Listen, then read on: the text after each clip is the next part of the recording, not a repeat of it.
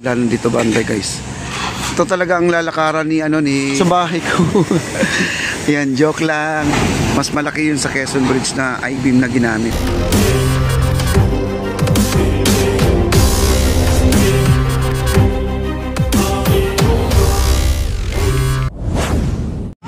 Ayan guys, kita nyo naman ang ating Loton Pasig River Ferry Station. Itong bubong natin dito, yung pinaka-shade natin sa labas, ay tinatanggal na po nila.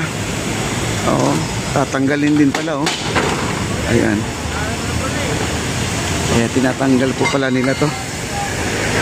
Kumbaga, baka papalitan nila to mga kaibigan Ayan, tinatanggal na nila Papalitan siguro. O kundi itataas kasi masyado siyang mababa guys. Ayun, nadurog, so sayang. Sa bagay, di na rin magagamit yan Magagamit yan sa bahay ko. Yan, joke lang, okay. Kasi yung mga retaso na, anong pangalan na na yan? Yung, para siyang din, eco-board pa rin siya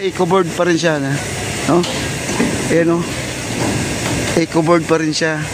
Kaya yan, eco-board na clear yan na kahit na may araw, maliwanag yun sa ilalim.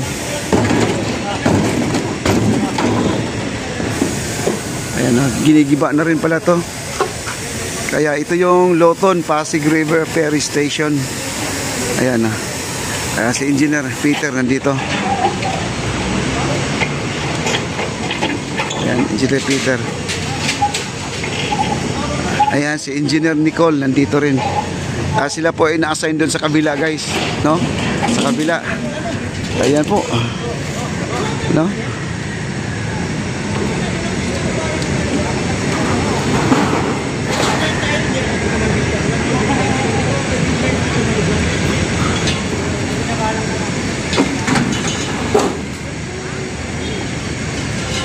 baklas na to guys binaklas na. Ayan, dito tayo sa may unahan na konti para di tayo tamaan dito guys Ayan sila Engineer Peter at saka ayan, si Engineer Peter kasi nagro-ronda dito guys, may gumagawa kasi dito kailangan talaga ikutin nila to guys para malaman po kasi may deadline kasi sila. Kailangan po talaga hindi yung hindi dapat gawin hindi na gagawin. Ang importante yung sa kanila lang. Tama naman din siya Ayan po, binaklas, wala na pong bubong yan guys Ayan.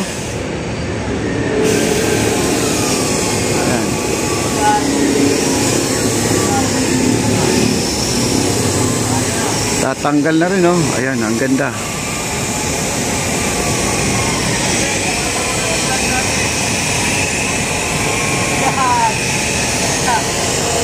Okay, dito na po tayo guys. Tuloy na po tayo dito.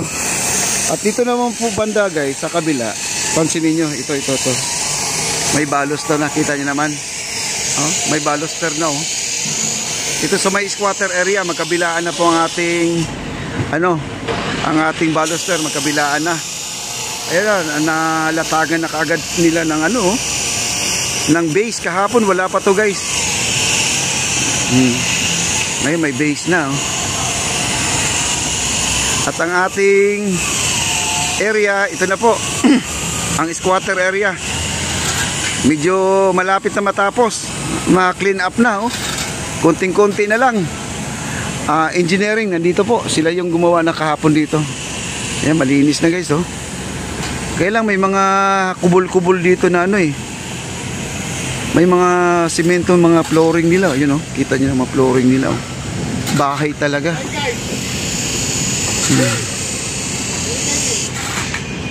Galing ayan maayos na rin.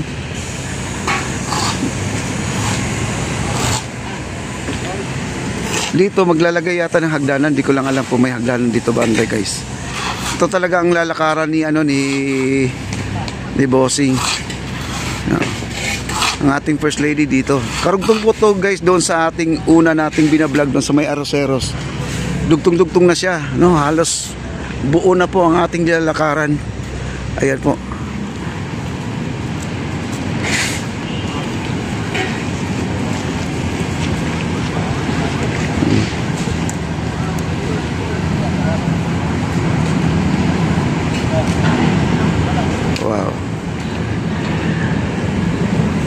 Ito guys, at dito sa may baba, tingnan nyo dito sa may baba.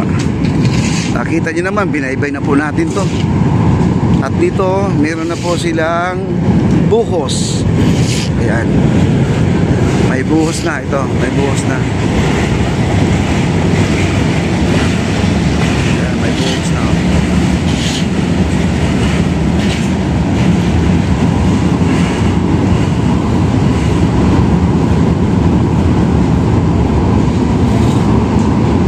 Hi sir. Ayan o. Okay, kumpleto na rin. Panoorin po natin dito guys kasi meron po ditong ginagawa no sa ibabaw. Di ko lang alam kung itong tulay natin dito sa may MacArthur, nandito ngayon mga MMDA guys na naglalatag. Siguro sila ay magpipintura. Pipinturahan po nila ang ating MacArthur Bridge. Ayan po ang ating MMDA sa ibabaw po sa tulay na yan oh. Ang dami nila guys. Ito, nag-slab na rin pala sila oh. Ayan, nag-slab na rin sila. Oh, kita nyo? Nag-slab na rin pala sila. Bubuhusan dito guys, kagaya doon sa ilalim ng Quezon Bridge.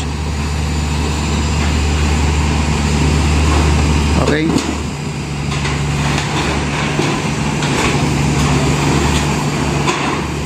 At doon sa kabila, ayun, mga MMDA, nandun na, naglalagay sila ng amdamyo no, na para tungtungan kasi yung gilid ng ating MacArthur, baka pipinturahan din nila guys no?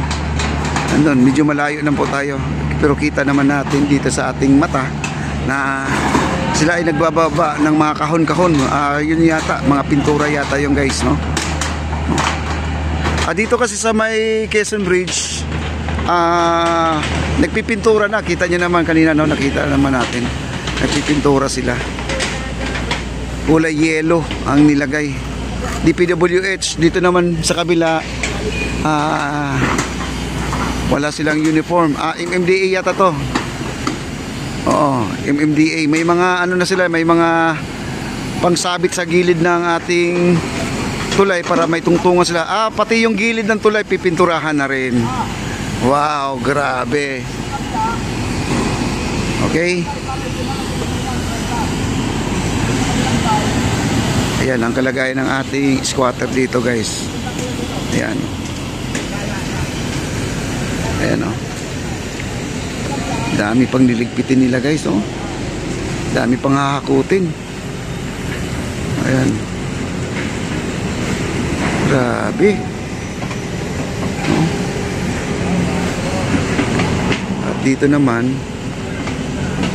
naglalagay na sila ng tungtungan ng ating baluster.